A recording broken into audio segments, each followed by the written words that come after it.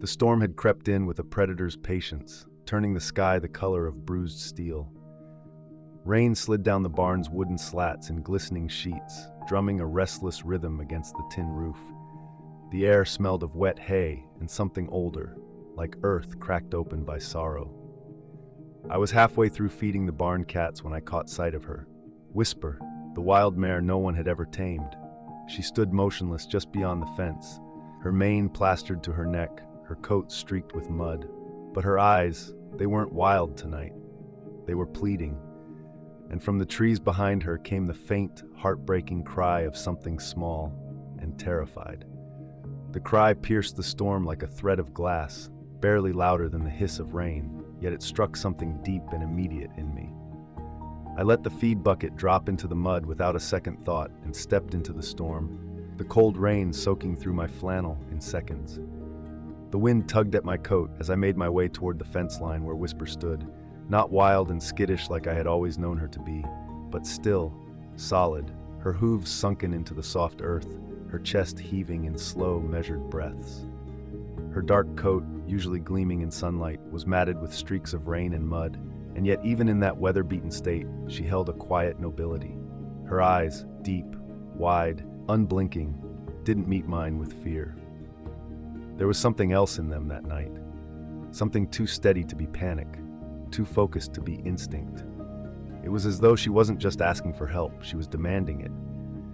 When she turned from me and stepped toward the tree line, she did so without hesitation, and somehow, I knew I was meant to follow. The woods just beyond the pasture were knotted with wet underbrush and the remains of last year's fallen branches, the scent of rain-soaked pine thick in the air. I followed her through the tangle, ducking beneath low-hanging limbs, boots sloshing through cold, silty puddles.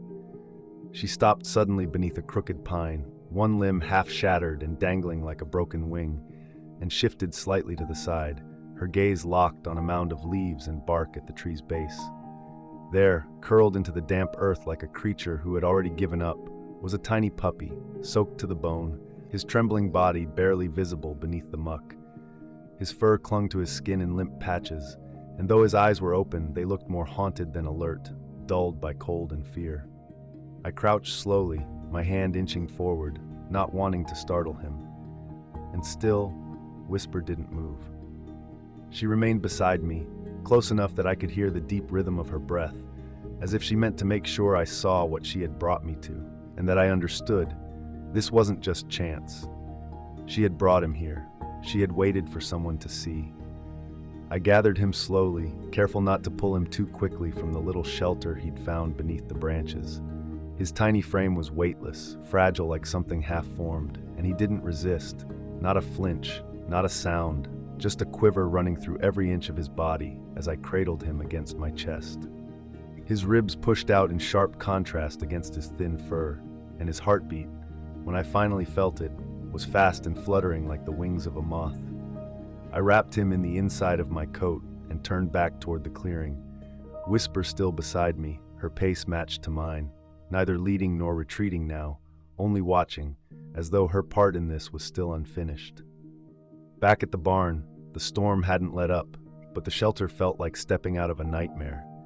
I laid the puppy down on a bed of old towels inside the heated tack room, and for a long moment, I just stared at him, unsure what came next. His breathing was shallow, eyes barely open, and though he didn't whimper anymore, there was a silence about him that felt even heavier, like something inside had shut down to keep the rest alive. I started rubbing him gently with a dry towel, fingers working slowly, methodically, trying to coax warmth into his limbs. And then the door creaked open behind me, and Cassie's voice cut through the quiet, surprised but already moving into motion. "Where'd you find him?" she asked. I looked up, and before I could answer, Whisper stepped into the doorway behind her, shaking the water from her mane, still watching, still there. The warmth of the tack room, the soft lamplight, and the gentle hush that followed the chaos of the storm created a fragile bubble, one where, just for a moment, it felt like maybe he'd made it through the worst. Cassie moved instinctively, her hands swift and sure as she checked the pup's vitals, wrapped him tighter in the fleece blankets, and placed a warm water bottle against his belly. Eli showed up not long after, tracking mud in wide-eyed wonder, kneeling beside the little creature like he was something holy. And for a time, we watched in silence, held in place by the rhythm of his shallow breathing, daring to believe it might even out. But then his head jerked, a sudden twitch, like something had triggered deep inside him. Panic, memory, pain, I couldn't tell. His whole body tensed, not in the way a cold animal shivers, but in a way that screamed of something rooted deeper. His front paw shot forward in a spasm, his teeth bared weakly, and the softest growl slipped out, high-pitched and broken, but unmistakable. Cassie froze. "That's not just fear," she murmured, her voice low. "That's trauma." I stepped back, staring at the pup whose ribs still shook with exhaustion, but whose eyes were no longer dull. They were alert now and terrified. Not of us, of something else, something he'd seen, something that had stayed with him. And outside, Whisper let out a low, rumbling snort, almost like she knew we were only beginning to uncover what had really happened. Cassie was the first to move again, her hands steady, but her face clouded. She reached for the stethoscope with the kind of calm that only comes from experience. Too many rescues, too many fragile beginnings. "He's not just malnourished," she said quietly, listening to his heart. "His cortisol's through the roof. His body's shutting down from fear. This little guy, he's seen something, or been through it." Eli sat cross-legged on the floor, his arms resting on his knees, watching the pup with eyes too young to understand trauma, but old enough to feel the weight of it. "Do you think someone dumped him?" he asked, voice almost a whisper, like saying it too loudly would make it true. "Like, on purpose?" I didn't answer, because I'd already started asking myself the same thing. There were no tire tracks near the woods, no signs of a camp or nearby property. Just Whisper standing guard in the storm, like she'd taken it on herself to make sure this little thing wasn't left to die. But how had they even found each other? A wild horse and a puppy. What kind of thread pulls two souls like that into the same clearing? Cassie sighed and leaned back on her heels. "If we keep him, it's going to be a long road. He might lash out or never trust us at all." Whisper was still outside the tack room, her soaked coat now drying in the hay. She didn't leave. She just waited. And I started wondering if she knew something we didn't. The morning after the storm came with a brittle kind of light, silver and pale, stretched thin across the hills like it didn't quite trust the land to be dry again. I stepped outside to check on Whisper, expecting her to be gone, vanished back into the folds of the wild the way she always had before. But she was still there, standing just beyond the fence, flanked now by Dune. Another wild Mustang, heavier, darker, his eyes guarded and suspicious. He watched me as I approached, ears flicking, hooves shifting in the wet grass. Whisper didn't move. She stayed still, eyes locked on the barn. Inside, the puppy, Scout, as Eli had started calling him, slept in small, fitful bursts. He was drinking water, nibbling soft food, but the tremors hadn't stopped, and every sound sent a jolt through his frame. Cassie was already on the phone with a vet clinic 2 towns over, trying to schedule a visit, when the first call came in from animal control. Someone had reported loose horses on private land. "They've had complaints before," Cassie muttered, holding the phone to her shoulder. "If they connect Whisper and Dune to us, they'll send someone out here. Might even tranquilize them." I looked out the barn window at the 2 horses standing in the mist, unmoving, still watching the door like they knew exactly what lay on the other side of it. We hadn't chosen them, but they had chosen us. And suddenly, this wasn't just a rescue, it was a responsibility we might not be allowed to keep. The tack room had gone still by nightfall, the storm having drained itself dry, leaving behind a hush that clung to the rafters like dust. The faint hum of the old oil heater filled the space with a warmth that should have been comforting, but it only amplified the silence pressing in around me. Scout lay curled in a soft dip of towels near the heater, his tiny frame finally resting, though not without the ghost of tension still in his limbs. Even in sleep, his paws trembled, the occasional flick of an ear or a tightening of his brow hinting at some invisible nightmare he hadn't escaped. I sat across from him on an overturned feed bucket, elbows on my knees, hands laced, watching, studying, the fragile thing that had somehow become the axis around which all our choices now turned. I kept replaying Whisper's eyes in my mind, The steadiness in them, the insistence. She had led me to him with purpose. But was that purpose mine to carry forward? The thought settled heavy in my chest, a question I hadn't wanted to ask out loud. Maybe this wasn't just about rescue. Maybe it never was. Maybe it was about needing something to hold on to, something small and wounded that mirrored the parts of me I didn't know how to heal. And in that quiet, surrounded by the scent of hay, liniment, and rain-damp wood, I realized the hardest part wasn't saving Scout. It was facing the weight of what saving him meant I'd have to give up. By morning, the light had returned in soft patches, thin beams filtering through the barn slats, pooling across Scout's blanket like spilled cream. I found him awake, head lifted slightly, ears angled toward the sound of Eli's voice upstairs. There was a flicker in his eyes now, something faint but undeniably alive. He wasn't wagging his tail, not yet, but he was watching, choosing to stay awake. And that, in itself, felt like a kind of triumph. Cassie arrived just after sunrise, bringing a crate, medical supplies, and coffee that tasted like burnt earth and hope. We were planning a trip into town, get him checked out, blood work, x-rays, maybe even a microchip, on the slim chance he hadn't always been wild. We packed carefully, speaking in low tones, trying not to spook him. Whisper and Dune remained just beyond the pasture fence, watching as always, unmoving sentinels. But when we stepped outside, the field was empty. No Whisper, no Dune. And then we saw them, hoofprints, deep, fresh, leading away from the fence and veering sharply toward the north ravine, a place choked with thornbush, old erosion paths, and steep drops that only a desperate creature would brave. Cassie narrowed her eyes. Something scared them. At first, I thought maybe a coyote had passed through. But the prints told a different story. 2 sets of hooves, yes, but staggered and panicked as if they'd been chased. Something had come close enough to unsettle even a wild horse. And Scout, he was trembling again, without even seeing it. The change in Scout came not in grand leaps, but in fragments.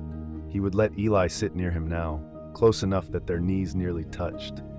He still flinched at loud noises, still shrank when a hand moved too quickly, but he no longer cowered when I walked into the room. There was a moment, 2 nights after the tracks appeared, when I found him watching the door with ears perked, as if expecting Whisper to return. It struck me then, he missed her. Whatever bond had formed between that wild mare and this fragile pup wasn't just survival. It was something more primal, protective, maybe even maternal. Eli had started sleeping in the barn loft every night, just above the tack room. He pretended it was for fun, but I saw the way he moved in the mornings, slower, more careful, as if afraid Scout might disappear if he looked away too long. Cassie, meanwhile, kept one foot in realism. She reminded us often that Scout's trauma might never fully fade, that we needed to prepare for setbacks. But even she had begun to soften. She brought hand-sewn cloth toys, sat longer than necessary after checkups, and once, when she thought no one was watching, whispered his name as though testing how it felt to speak gently to something that had only known fear. Still, the tension outside our walls hadn't lifted. We hadn't seen Whisper or Dune since the morning they vanished. The hoofprints had faded in the sun, but the feeling hadn't. Something had come too close. And though we tried to focus on Scout's healing, none of us said what we were all starting to fear, that the danger might not be over. And if Whisper had truly left, maybe it wasn't just fear that drove her away. Maybe she had gone to face whatever it was herself. The conversation happened just after dusk, when the sky turned the color of wet ash and the first hints of chill crept into the barn. The heater was humming, Scout curled near it with one paw tucked under his chin, half drowsing.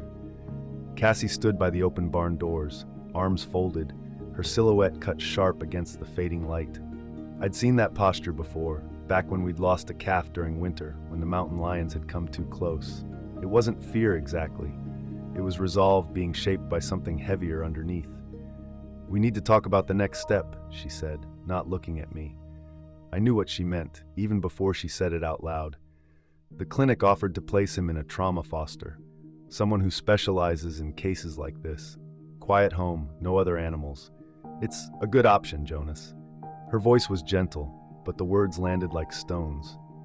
I looked down at Scout, at the rise and fall of his ribs. at the way he startled when a loose hay strand brushed his ear and then settled again, trusting that the fear had passed. That trust hadn't come easy, and it hadn't come from any clinic. "What if he doesn't do well away from here?" I asked. "What if he thinks he's being abandoned again?" Cassie stepped back into the barn, her boots crunching against old straw. "And what if he never learns to be a dog again because we're trying to fix something we don't understand?" There was no anger between us, just a terrible kind of tenderness. Because the truth sat somewhere between us, heavy and unwelcome. Loving something wasn't always the same as being what it needed. And if Whisper had shown us anything, it was that letting go wasn't always the same as giving up. The barn smelled of rain-damp earth and old wood, that lingering scent of hay soaked too many times to ever fully dry. Cassie stayed late that night, and Eli lingered longer than usual, pretending to fiddle with the feed bins but glancing back at Scout every few minutes, like he needed proof the pup was still breathing. None of us said what we were really thinking. We tiptoed around it like you do when something sacred is at stake. Eventually, Cassie pulled me aside, her hands shoved deep into the pockets of her jacket. "He needs more than we can give him, Jonas. You know that. You've always known that." I didn't answer at first. I just stared past her at the shadow of Scout curled up against a folded saddle blanket. He had stopped trembling in his sleep. That should have been a comfort, but instead, it hollowed me out. "He trusts us now," I said. "He trusts me." She nodded, her voice low, almost kind. "Yes, and maybe that's why it has to be us that lets him go right." Eli overheard. His voice cracked before the words even left his throat. "You're giving him away?" I turned toward him slowly, met the heartbreak in his young face, and felt my stomach twist. "We're trying to do what's best." "But what if we're what's best?" he asked. "What if he chose us, the same way Whisper did?" The barn went quiet. Even the wind outside had hushed. There it was, our fracture line. No one was wrong, and yet someone had to make the call. The silence stretched between us, not cold, not angry, just heavy, like the space between a heartbeat and what comes next. And we all knew we couldn't avoid the choice much longer. The final night before the decision felt wrong from the start. The air was too still, the wind absent for the first time in days, and the hills around the ranch held their breath like something was waiting. The sky, cloaked in thick clouds, cast a bruised glow across the barnyard as I stepped outside, needing space I couldn't find inside walls anymore. Scout was sleeping again, more soundly now, the tension in his tiny frame no longer constant. But my own restlessness had nowhere to go. I walked the perimeter out of habit, checking the fence lines, the gates, the far edge where the field gave way to woods. That's when I saw her, Whisper, alone this time. She was standing just beyond the eastern fence, her body ghost-like in the dim light, her coat no longer slick with rain but dulled with dust. She didn't step forward. She didn't snort or shift. She just watched. And in her eyes I saw no urgency, no fear, just something mournful, something that made my chest ache. It hit me then, clear and cruel. She had come back for a reason, not to lead me, not to protect Scout, but to let him go. Inside the barn, Eli and Cassie were arguing again, low voices sharpened by grief disguised as logic. Eli wanted to keep him, Cassie wanted to do the right thing, and me, I stood between them, stuck in the current of two truths crashing into each other. Scout stirred in his sleep, let out a single sound that was neither bark nor whimper, just breath shifting shape. Whisper was still watching, not waiting. And for the first time since this all began, I realized, whatever choice we made next, there would be no going back, only forward, into the unknown. The morning rose slow and reluctant, casting a thin veil of amber across the barn floor that did little to warm the air or the heaviness sitting in my chest. The tack room felt different that day, quieter, stiller, as if even the walls understood that this wasn't a normal morning. The old crate sat by the door, its wire gate open, waiting. Cassie had packed it with soft fleece, and Eli had tucked in one of his old flannel shirts, the one Scout always curled into at night. There were no goodbyes spoken. Just quiet movements, just the weight of what we knew was coming settling between us like dust in sunlight. Scout lay beside me on the floor, his body pressed against my leg, not out of fear this time, but something else, something gentler, maybe even trust. He'd stopped trembling days ago, and though the shadow hadn't fully left his eyes, there was light now, flickering at the edges. I stroked the side of his neck, my fingers moving slowly through fur still patchy in places. His head lifted slightly, and his eyes met mine, not long, not dramatic, but long enough. Long enough to speak the thing we both knew. He didn't belong to me, not forever. But he had belonged to me here, in this moment, in this part of his healing. Cassie crouched down, her voice soft, deliberate, the words chosen with care. He'll be safe. The woman's got acres of forest, no noise, no pressure, just space and patience. But there was no safety in those words for me, only distance, only the echo of loss dressed up as kindness. I lifted him gently, cradling him against my chest one last time, feeling the warmth of him settle into me like something I didn't know how to release. He didn't resist. He didn't struggle. He just watched me as I placed him inside the carrier, his head resting on Eli's shirt, his eyes calm, like he was already halfway gone. And when I stepped outside, Whisper was there, motionless, waiting just beyond the fence line, the morning light catching the white blaze across her face. She didn't move, didn't blink. She simply stood, watching, bearing witness, a silent guardian bookending a journey I had only just begun to understand. In that moment, I no longer wondered why she had stayed. I knew. Sometimes an animal doesn't come into your life to be saved. Sometimes they come to show you what it means to let go with love. It's been weeks since Scout left the barn. The tack room feels hollow without him, though his scent still lingers faintly in the folds of the towels we never quite brought ourselves to wash. Eli doesn't sleep in the loft anymore, but sometimes I catch him standing by the gate, hands in his pockets, staring out toward the hills like he's hoping to see Whisper appear again, her shadow emerging from the fog like it did that first night. But she hasn't come back. Not once. The woman sends updates, kind ones, photos of Scout stretched out in sunlit patches across a wooden porch, his fur fuller, his eyes brighter. She says he's quiet, but curious. Still flinches at sudden sounds, still wary of men, but he's begun to follow her from room to room. She says she hasn't pushed. He comes to her when he's ready, and when he does, she lets him stay. Sometimes late in the evening, I sit out on the back steps of the barn, nursing coffee gone cold, and wonder if Scout remembers the way the hay smelled when the rain hit the roof. If he remembers the warmth of Eli's flannel, or the sound of my boots pacing just beyond the stall. I like to think he does. Not because it hurts, but because it means what we gave him, however brief, mattered. Rescue is never clean. It leaves you with questions, with what-ifs, with pieces of yourself scattered in places you may never return to. But it also leaves you wide open. And sometimes, if you're lucky, a wild horse will walk into your life just to show you the courage it takes to walk away.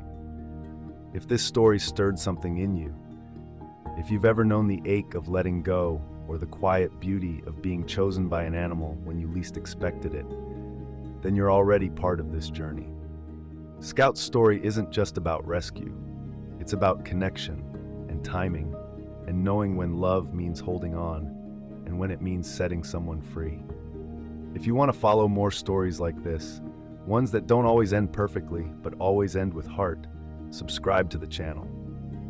Share this video with someone who needs a reminder that even small broken things can lead us to something bigger than ourselves. And if you've got a story of your own about an animal who changed you, drop it in the comments. We read everyone. Sometimes healing doesn't come from saving.